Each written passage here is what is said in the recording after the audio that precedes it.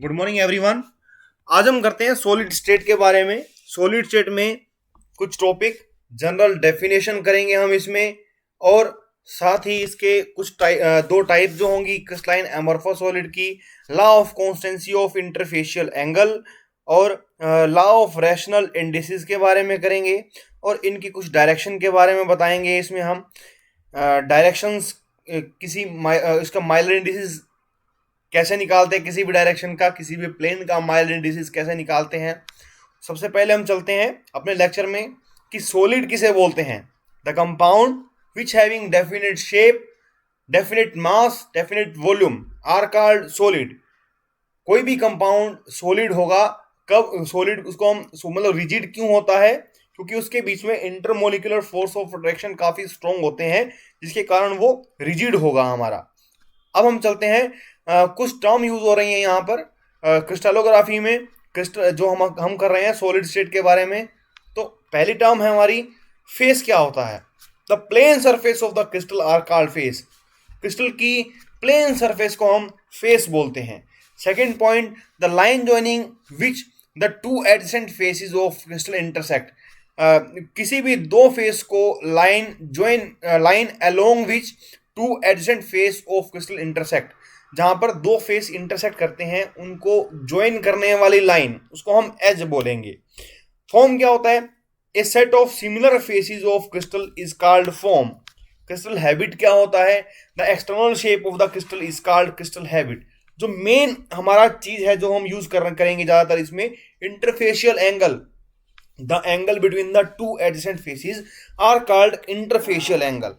इसमें मेन अब हम चलते हैं अपने लॉ पर, law of constancy of interfacial angle. इनको बताने से पहले मैं तुम्हें एक बार सॉलिड की कुछ टाइप मैं तुम्हें कह रहा था कि दो टाइप के बारे में बताना चाहता हूं, तो वो दो टाइप बता रहा हूं मैं। सॉलिड की दो टाइप होती हैं, एक होती है क्रिस्टलाइन सॉलिड, एक होती है एमॉर्फस सॉलिड। क्रिस्टलाइन सॉलिड में पार्टिकल हमारे वेल डिफाइंड ऑर्डर में अरेंज होंगे, लेकिन एमॉर्फस सॉलिड में पार्टिकल वेल डिफाइंड ऑर्डर में अरेंज नहीं होते। इनका ये डिफरेंस ऐसा क्यों मिलता है?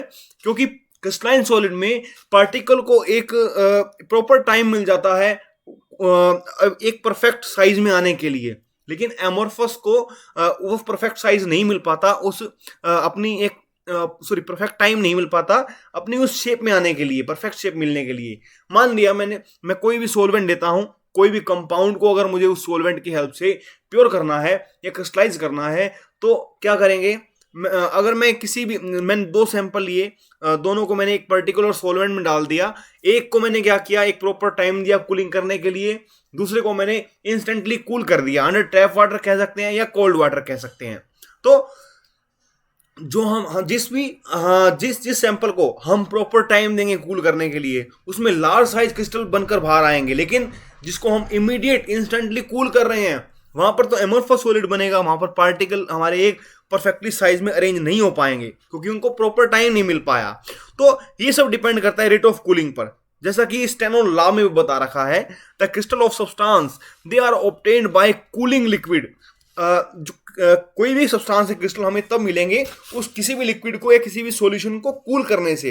And the size of crystal that depend upon the rate of cooling, वो रेट कूलिंग की रेट पर डिपेंड करेगा क्रिस्टल का साइज। अगर कूलिंग हमारी स्लोली होगी तो क्रिस्टल का साइज हमारा लार्ज होगा, और अगर लार्ज क्यों होगा? क्योंकि उसको एक सफिशिएंट टाइम मिल पाया अरेंज होने के लिए एक प्रॉपर पोजीशन में। लेकिन अमॉर्फस सॉलिड में वो टाइम नहीं मिल पाता उसको, उसके अंदर इंस्टेंट कूलिंग होती है होगी। अगर ऐसा कुछ होगा तो वहां पर अमॉर्फस सॉलिड मिलेगा, तो वहां पर पार्टिकल एक वेल डिफाइंड ऑर्डर में अरेंज नहीं होंगे। ऐसे ही बिल्कुल वहां पर क्या होगा? Shape of crystal of substance depend करता है कंडीशन के ऊपर भी, किस तरह हम क्रिस्टलाइजेशन कर रहे हैं, वहां कोई और सब्सटेंस प्रेजेंट है या नहीं है, इन सब के ऊपर भी।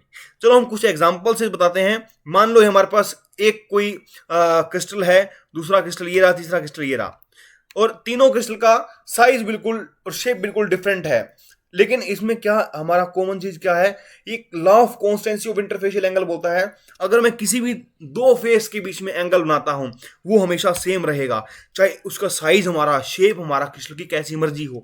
The angle between the to corresponding faces are called interfacial angle of the crystal of a particular substance but they are always same independent of shape and size of crystal, called law of constancy of interfacial angle. इसे बोलते हैं law of constancy of interfacial angle. इसमें interfacial angle constant रहता है, चाहे इसकी shape हमारी crystal की कैसी भी हो, दो फेस के बीच एंगल हमेशा कांस्टेंट रहेगा। और इन एंगल को मेजर करते हैं हम गोनियोमीटर से। एक डी शेप, हम डी यूज करते हैं ना, पहले डी की तरह हमारा इसकी कुछ शेप होती है गोनियोमीटर की। उसके बाद हम चलते हैं house law of rational indices पर। ये क्या बोलता है, अगर हमने मान लो किसी भी प्लेन के या फेस के अगर मुझे रेशनल इंडिसेस निकालने हैं तो उसको कैसे निकालेंगे, उसको निकालने के लिए मेजर करने के लिए हमें कुछ पॉइंट्स यूज करने होंगे। Intercept that made by any plane और face of crystal on crystallography axis that may be either same as those of unit plane. मान लो यूनिट प्लेन हमारा, उसके इंटरसेप्ट है ए बी सी। ए हमारा एक्स एक्सिस के लॉन्ग बनता है, बी हमारा वाई एक्सिस के लॉन्ग बनता है, सी हमारा जेड एक्सिस के लॉन्ग बनता है। तो जैसे मैं तुम्हें एग्जांपल भी दिखाऊं, ये हमारी कोई भी हमारा इसमें इंटरसेप्ट अगर बताएं, ये हमारा ये कह दिया ए, ये हमारा कह दिया बी, ये हमारा सी, कोई भी हम कह सकते हैं इसमें। तो ये हमारा ए बी सी को यूनिट प्लेन मान लिया, ठीक है। यह हमारा वो क्या हो सकता है, simple whole number multiple of unit plane. यानी कि जैसे मैं तुम्हें A B C unit plane बताया, उसमें 2a 3a 2a 3b 3c, ये हमारा simple whole number multiple of unit plane भी हो सकता है। और अगर मान लो अगर कोई भी हमारा इंटरसेप्ट वो किसी भी एक्सिस के पैरेलल होगा तो उसका इंटरसेप्ट हमेशा जीरो रहेगा, इंटरसेप्ट इन्फिनिटी होगा उसका, जब वो प्लेन और फेस उसके पैरेलल में होगा। मैं उसके इंटरसेप्ट को इन्फिनिटी बता रहा हूं, ठीक है। उसके बाद देखो इसमें क्या होगा, इसके इंटरसेप्ट जैसे इसमें देखो 2 0 0, इसके 2 0 0 इंटरसेप्ट आ रहे हैं।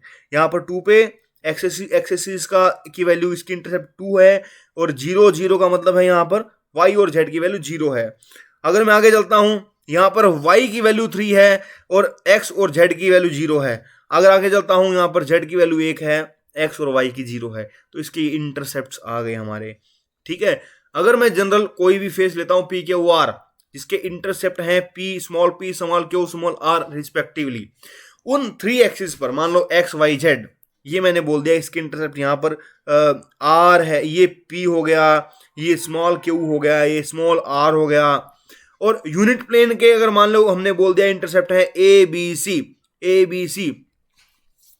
तो उसके जो इंटरसेप्ट हमारे जो कोई भी प्लेन जिसका हमने फाइंड आउट करना है इंटरसेप्ट, फेस या प्लेन, उसके इंटरसेप्ट हमारे इंटीग्रल मल्टीपल ऑफ ए होंगे, एन ए होगा, और क्यू हमारा एन डैश बी होगा, और आर हमारा एन डबल डैश सी होगा। जहां पर एन एन डैश और N double dash simple whole number हैं, और इनमें से कोई इंफिनिटी भी हो सकता है अगर कोई इंटरसेप्ट उस क्रिस्टलोग्राफी एक्सिस के पैरेलल में हो, ठीक है। आगे चलते हैं हम माइलर इंडिसेस। माइलर इंडिसेस हम चार तरह से माइलर इंडिसेस फाइंड आउट कर सकते हैं। Miller indices of direction, Miller indices of plane, Miller indices of a family of direction, and Miller indices of family of plane, ये हम बता सकते हैं। इसके बाद हम चलते हैं Miller indices of direction and plane. आज हम इस लेक्चर में माइलर इंडिसेस ऑफ डायरेक्शन के बारे में बताएंगे। प्लेन के रिगार्डिंग हम नेक्स्ट लेक्चर में डिस्कस करेंगे। माइलर इंडिसेस मेनली कैसा मेथड है ये इससे हम किसी भी प्लेन की ओरिएंटेशन बता सकते हैं कि, या ये कह सकते हैं कि सेट ऑफ प्लेन हमारा यूनिट सेल के रिलेशन में कैसा है, उसके रिस्पेक्ट में कैसा है, ये बताया हमारा W.H. माइलर ने। उसके बाद जो माइलर इंडिसेस को डिफाइन कैसे करेंगे, माइलर इंडिसेस हमारा होता है reciprocal of coefficient of intercept. मान लो मैंने तुम्हें कहा था कि इंटरसेप्ट हमारे 1 2 3, ये 1a 2a 3a हमारे ये इंटरसेप्ट हैं। इसके कोफिशिएंट को ये ध्यान रखना, ये कोफिशिएंट हमारे इंटीजर में होने चाहिए। इंटीजर बोले तो मान लो 1/2 है, तो उसको हमें 2 से मल्टीप्लाई करके 1 2 3 इस फॉर्म में लाना होगा, उसे बोलते हैं इंटीजर। उसे बोलते हैं कोई भी इंटरसेप्ट यानी उस प्लेन के इंटरसेप्ट का कोफिशिएंट हमारा होगा माइलर इंडिसेस, ठीक है, उस प्लेन का, उस फेस का। या हम ये कह सकते हैं कि ratio of intercept of unit plane, हमने ABC यूनिट प्लेन माना था, over the intercept of given plane और फेज जिस प्लेन का जिसके भी हमने बताने हैं माइलर इंडिसेस, उस प्लेन के इंटरसेप्ट को हम डिवाइड करेंगे यूनिट प्लेन से, unit plane over intercept of that plane और फेज। ये था। इसकी एप्लीकेशन कहाँ कहाँ है? माइलर इंडिसेस हम यूजफुल होगा हमारा किसी भी मतलब मटेरियल साइंस में यूज है। इसको कहाँ कहाँ यूज कर सकते हैं मटेरियल साइंस में? किसी भी क्रिस्टल के शेप बताने के लिए, शेप ऑफ सिंगल क्रिस्टल, या interpretation of X-ray diffraction pattern and movement of dislocation, इसको बता सकते हैं। और इसकी हेल्प से हम मैकेनिकल प्रॉपर्टी किसी भी मटेरियल की बता सकते हैं। उसके बाद हम चलते हैं माइलर इंडिसेस ऑफ डायरेक्शन। अगर हमें डायरेक्शन की माइलर इंडिसेस बतानी है तो हमें, मान लो ये हमारा कोई लैटिस है, क्रिस्टल लैटिस है, इसकी डायरेक्शन ये रही, इस डायरेक्शन की हमें माइलर इंडिसेस फाइंड आउट करनी है। और माइलर इंडिसेस फाइंड आउट करने के लिए सबसे पहले हमें एक पॉइंट चूज करना पड़ेगा जिसको ओरिजिन मानना है हमें। Choose a lattice point on the direction as origin. तो हमने क्या किया, यहां पर हमने ओरिजिन मान लिया। देखो हमारा ये ओरिजिन हो गया। ओरिजिन के बाद हमने क्या किया, उसको वहां पर एक्सिस चूज करनी है, crystallography axis. Choose a crystal coordinate system with axis parallel to the unit cell edge. तो यहां पर एक्स एक्सिस मान ली, ये वाई एक्सिस, ये जेड एक्सिस, 3 एक्सिस बना दी हमने। अब क्या करना है, फाइंड द कोऑर्डिनेट। अब हमें उसके कोऑर्डिनेट को पहचानना है in the term of intercept, उस इंटरसेप्ट की टर्म में, ऑन द क्रिस्टलोग्राफी एक्सिस, उस क्रिस्टलोग्राफी एक्सिस पर। ये रहा एक्स, ये रहा वाई, ये रहा जेड। इसमें मान लो इसकी एज लेंथ ए है तो एक्स एक्सिस पर भी ए हो जाएगा, वाई एक्सिस पर भी ए हो जाएगा। लेकिन जेड एक्सिस तो ये पैरेलल में आ रहा है, यहां पर तो इन्फिनिटी होगा। इसका मतलब यहां हो जाएगा 1a 1b 0। अगर उसका हमारा इंटरसेप्ट इन्फिनिटी आ रहा है तो वहां पर हमें 0 करना होगा। ठीक है, उसके अगर हम उसके कोफिशिएंट देते हैं 1a 1 1 1 0 तो हमारा ये आंसर आ जाएगा 1 1 0 इसके इंटरसेप्ट हो जाएंगे, सॉरी 1 1 0 इसके माइलर इंडिसेस हो जाएंगे। आगे चलते हैं, कुछ और डायरेक्शन के हम माइलर इंडिसेस बताते हैं। ये हमारे पास क्रिस्टलोग्राफी एक्सिस है। इस डायरेक्शन का अगर हमें माइलर इंडिसेस बताने हैं तो हमें क्या करना होगा, इस ओ ए डायरेक्शन के पहले हमें क्रिस्टलोग्राफी एक्सिस चूज करनी होगी। अब उसके क्रिस्टलोग्राफी एक्सिस में देखो, ये हमारा जेड एक्सिस में तो ए वैल्यू रखता है और वाई और एक्स एक्सिस में बिल्कुल बीच में देखिए, वाई और एक्स एक्सिस में ये हाफ पर आएगा। तो हाफ ए हाफ बी प्लस 1c। इसके कोफिशिएंट ले लीजिए, हाफ ए हाफ बी और 1 हाफ ए हाफ हाफ 1। इसको हम इंटीग्रल होल नंबर में कन्वर्ट करते हैं, 2 से मल्टीप्लाई कर देते हैं। 2 मल्टीप्लाई करेंगे 1 हो जाएगा, ये भी 1 हो जाएगा, ये 2 हो जाएगा। हमारे पास ये आ जाएगा इस डायरेक्शन के माइलर इंडिसेस। ऐसे ही मैं एक और डायरेक्शन चूज करता हूं, ये डायरेक्शन।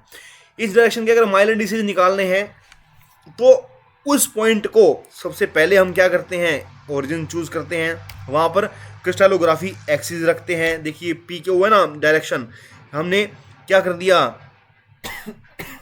यहां पर एक्स वाई जेड, हमने इसमें क्रिस्टलोग्राफी एक्सिस चूज कर ली।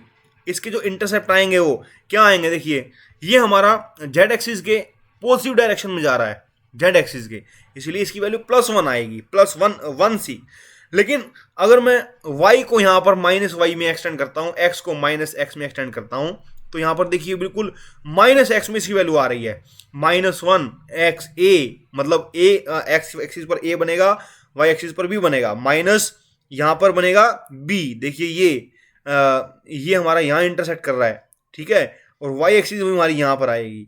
इसका मतलब -1a -1b +1c। इसके कोफिशिएंट देंगे -1 1। अब -1 को हटाकर इसमें बार लगा, माइनस हटाकर बार लगाते हैं तो 1 बार 1 बार 1। इसके हमारे माइलर इंडिसेस के डायरेक्शन, इसके माइलर इंडिसेस आ जाएंगे इस पर्टिकुलर P और Q डायरेक्शन के। तो ये हमारा माइलर इंडिसेस ऑफ डायरेक्शन था। हम next time Miller indices of plane करेंगे। Thank you.